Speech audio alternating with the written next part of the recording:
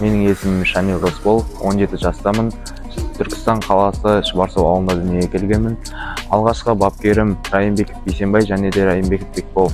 Мені алғаш рет күреске алып келген әкем бокс түрімен айналысқан.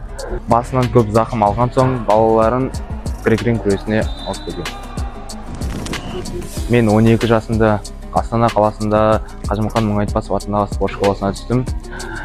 Алғаш рет осы 2023 жылы Талдықорған қаласында өткен чемпионат Қазақстан чемпион атандым. Азияға лицензия алдым. Сосын Азия чемпионатында чемпион атандым.